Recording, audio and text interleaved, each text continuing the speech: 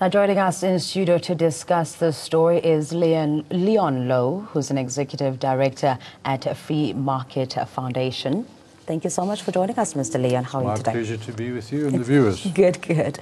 Let's start by weighing in on the grounding of SAA Express today over compliance issues. I mean, is this a blow to emerge even before it takes off?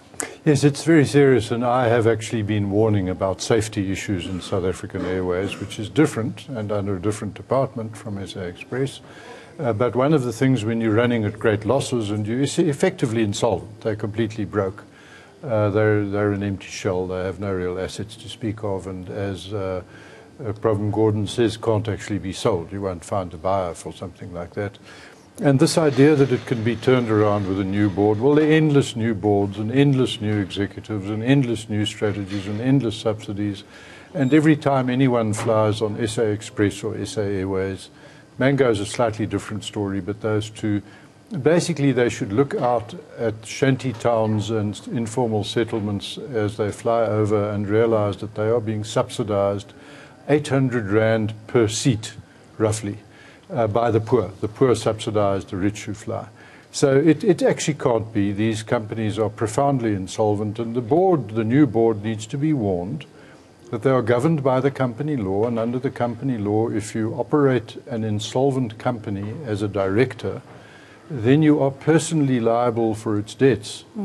They can work on an assumption that the government, the Treasury, will bail them out, but that also has to come to an end. And Minister Gordhan is obviously a very competent person and someone many of us respect very profoundly. I think is deluded if he thinks they can be rescued or turned around. And putting 3 rotten apples into one basket is no better than having 3 rotten apples in 3 baskets. Putting them together is just multiplying the problem threefold. Also joining us on the line is Dr. Azar Jammine, who's the Chief Economist at Econometrics.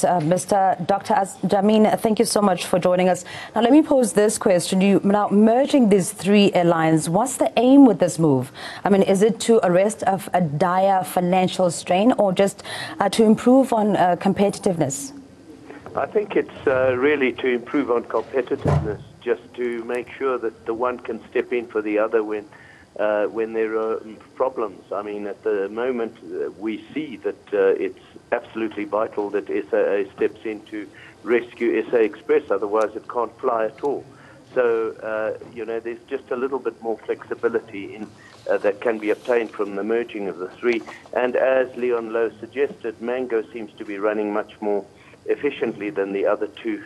The danger of merging them, of course, is that they can bring down Mango with them as well, if not properly structured. Now, also joining us on the line is Chair of the Portfolio Committee on Public Enterprises, Ms. Lungi Mganga Kabashe. Welcome. Thank you so much, ma'am, for taking the time to speak to us.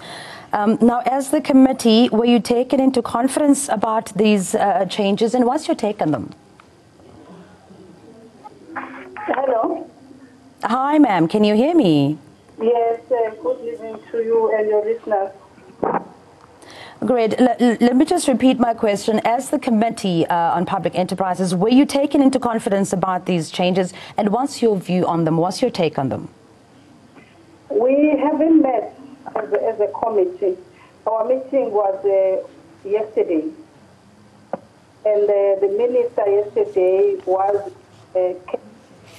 and in the minutes that we had yesterday, we did not even require the minister to be part because we were dealing with that committee issues.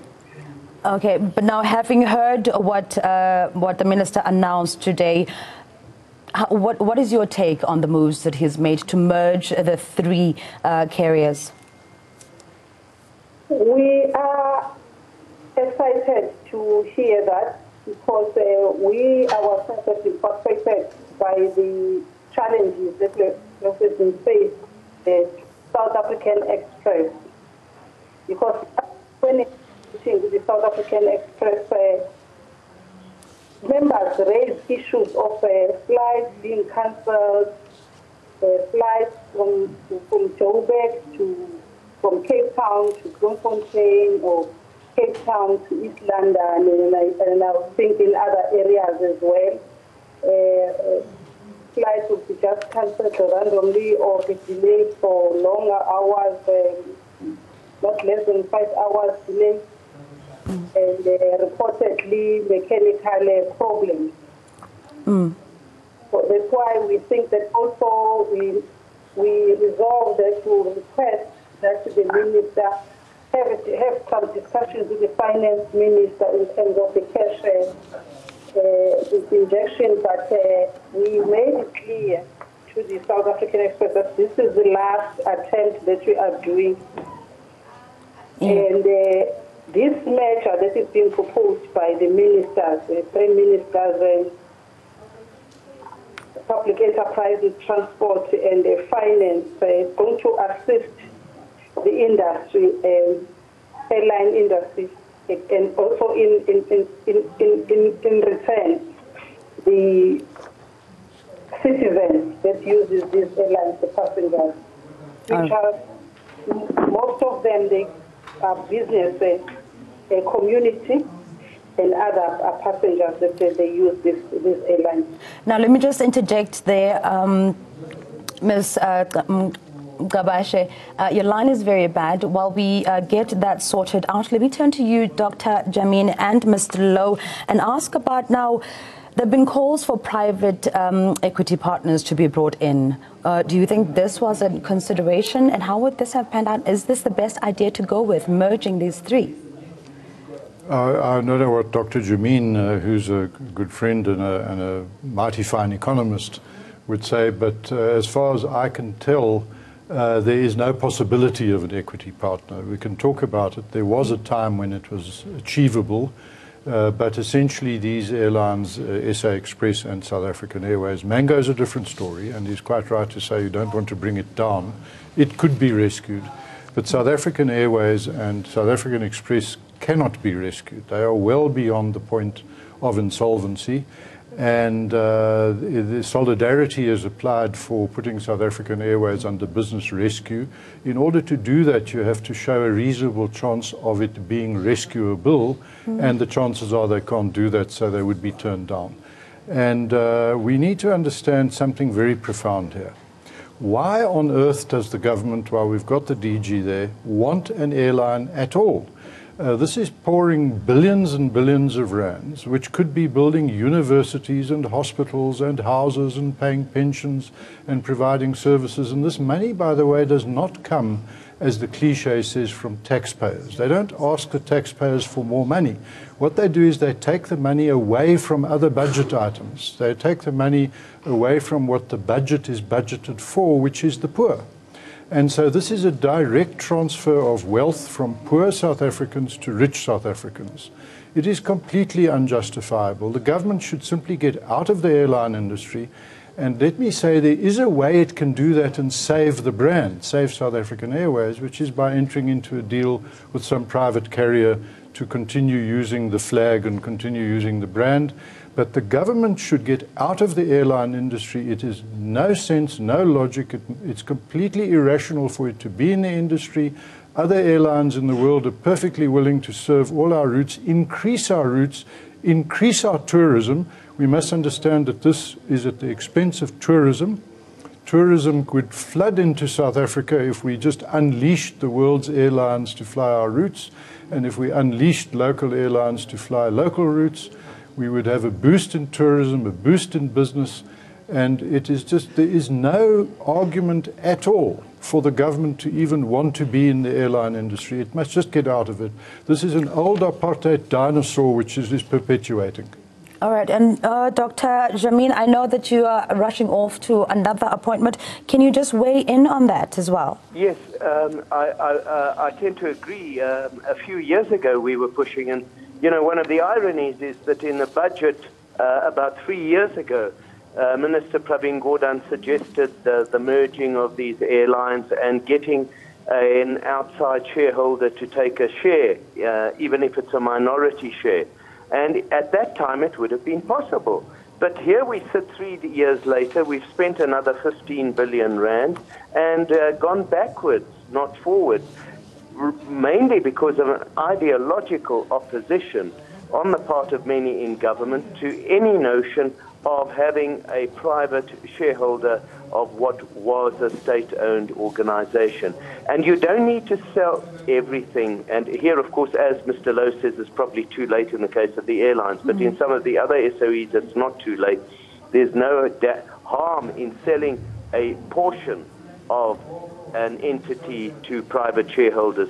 The beauty of that is that they then are motivated to try and ensure that they get a return, and that imposes a discipline on the government to ensure that the people working for the airline that are appointed by it are accountable, because otherwise the private shareholders will throw up their arms and actually pull out, and that would lead to an even greater problem. China itself, China, the bastion of supposed communism, has been at the forefront of getting partial private ownership involved, simply to help in accountability and governance. All right, Dr. Azza Jammine, thank you so much for joining us on this conversation. That was Chief Economist Dr. Jammine Azza from Econometrics. Now, we move on again to Mr. Pamla. We're joined on the line as well by COSATU's spokesperson, Mr. Pamla. Thank you so much for taking the time to join in this conversation. So now the question I want to pose to you is that Labour has been at the forefront of calls for change at this SAA in the last year. So, for example, in issues of corruption and issues of governance. Now, what role is there for Labour to play in this configuration of this situation in the airline sector? Yeah, well, look, the airline sector is really one of those difficult and controversial sectors for us as workers because, firstly, when we look at the amount of money that is being poured into SAA, we feel that that money could be better spent somewhere, really helping us improve our public transport system. Most of us as workers do not really fly, and then to see so much money being spent to subsidize something that doesn't even make any change in our lives is complicated. It's complicated by the fact that at the same time we have seen how jobs have been gutted every time you talk about privatization or partial privatization. If you go back to telecom, for an example, most people look at telecom and said, well, telecom has been turned around. But it depends on what do you mean telecom has been turned around. For workers who have lost their jobs and their livelihood, they look at that decision and feel that they were thrown under the bus. So it's a conversation that we continue to have as COSATU and as workers, because there's a balancing act here. You listen to the wasteful expenditure. You listen to the amount of money that has been pumped into SAA, and then you feel, can we really afford this? Especially when you consider the fact that the very same SAA competes with the Gulf countries which are throwing petrodollars on international routes and are able to actually outmaneuver everyone. So it's a conversation that we think when it comes to SAA in particular, we need to have and will continue to have. But what we do not want is a situation where these kinds of decisions are taken without consultation and an engagement, so that we can look after the interest of those workers, and whatever is it that we are going to do is not really going to compromise the livelihoods of some of those workers. And that was going to be my next question, that having three lines under one umbrella will most definitely lead to duplication of services, therefore leading to job losses. And this comes on the backdrop of the worst unemployment stats that we've seen.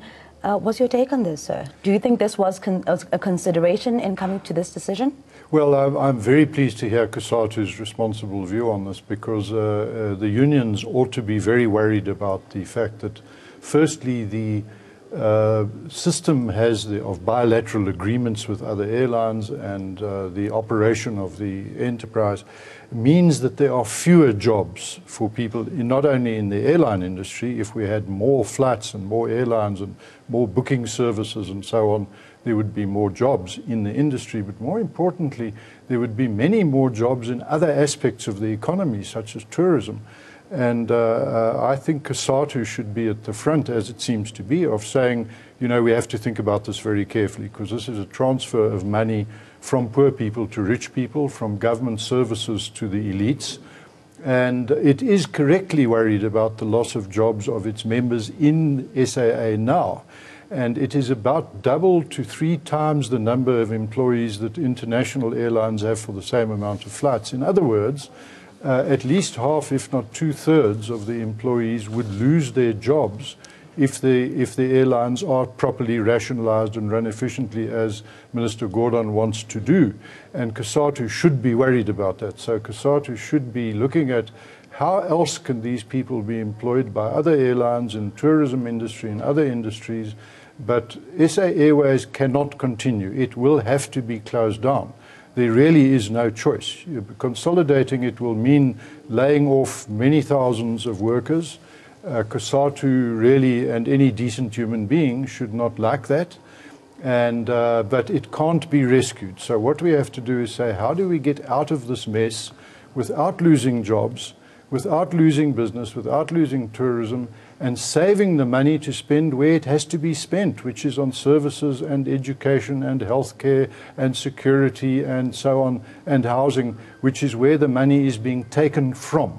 And that is what really is very distressing. And now, the current SAA board chairperson, J.B. Magwaza, mentioned a couple of things when he joined Eskom. He mentioned that the airline was failing because of serious governance problems and lack of capacity and skills. Another was a previous board interfered in the day-to-day running of the airline. This was under the leadership of Dudumieni. And also the apparent lack of capable leadership as being the most pressing challenge. Now we're seeing a new person being put in, Triphosa Ramona, joining the likes of Ronald Lamola, who's the previous ANC Youth League leader, as well as SAA board member Ahmed Ismail Baza was also mentioned there. Now, how suitably equipped are these individuals to pull this off, to save what is there left to save, if, like you said, Minister Gordhan says he wants expertise in the airline industry. The problem is the only expertise in the industry is the people who were in the industry and failed. The people who've been fired, who've been taken off the boards and off the management. There are no people in South Africa with expertise or experience in the airline industry, other than in airlines, for example, like SA Airlink or Comair. And they're not available. They've got jobs. So there are no experts available. There aren't any. And what we would have to do is import them, which is why what we ought to do is find some way of rescuing the situation with experienced, international, viable, competitive airlines. We really have to stop thinking like the old apartheid regime, we can run this little strategic airline in South Africa, which we can't. This is an apartheid dinosaur which should have died in 1994. Now, Mr. Lamola, are you of the same view? Mr. Pamela? We seem to have lost Mr. Pamela there. In closing, are you there, sir? No, look, we agree that we should move away from really keeping some of these companies for sentimental reasons. All we are arguing for is that we do not want a situation where decisions will be taken without labor being consulted. Look, if you study the international, the airline industry internationally, you will realize actually it's not the most profitable industry, and it is also the most expensive to actually manage. So generally, we have to get to that realization that we are not unique. We are part of that global economy. And like we say, of course, we have said this and we'll continue to say, we need a sober conversation that is going to be about how do we make sure that whatever decision that we are going to end up taking, we are not going to do what has been done before. Where workers who used to work for ISCO, work for Sasol, work for Telkom, were left to their own devices, and most of them today are actually unemployed. We want a situation where we are going to have an honest conversation and then say, this is what we think is the best decision that will serve both of us. Because, by the way, we do pick up the tab as taxpayers at the end of the day, because the fiscus, all it does is look at how to best tax us so that it can keep plugging these black holes. So what we are saying is that, no, we do need that kind of conversation, and we need to move away from having those sentimental reasons of saying we do have an airline in the country. Most people who are living in slums are not going to really eat those airlines. We need to move away from that situation. All right, thank you so much, Mr. Pamela.